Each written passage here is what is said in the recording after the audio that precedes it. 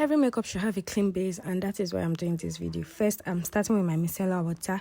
Micellar water cleanses your skin, removes dirt and oil from the skin, and even after a fresh bath, it also serves as a makeup remover, and most of them contain hyaluronic acid, which moisturizes the skin at the same time.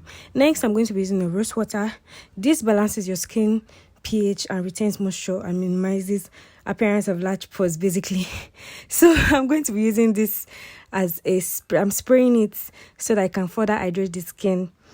Then make sure you fan so that it dries up. This is a serum. Apply the serum without your dropper touching the skin.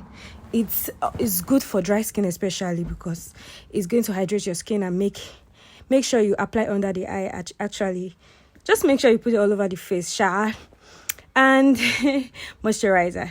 This moisturizer is good for the skin irrespective of the skin type. If your skin doesn't have moisture in it, it's going to become dry and dull, and you're prone to break out. So make sure you use an hydrating moisturizer. Most moisturizers are basically for hydration. So yeah, get the under eye because you don't want your makeup to crease after.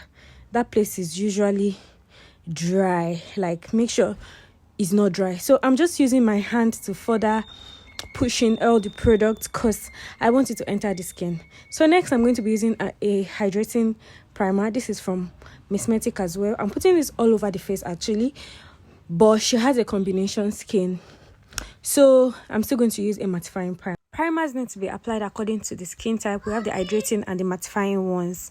This is a mattifying primer. I'm using it for just the T-zone. Finally, a good makeup base is equal to a flawless makeup finish. Always wait for each step to dry before you put another product. This is a primer spray, and lastly, I'm going to be using a lip balm.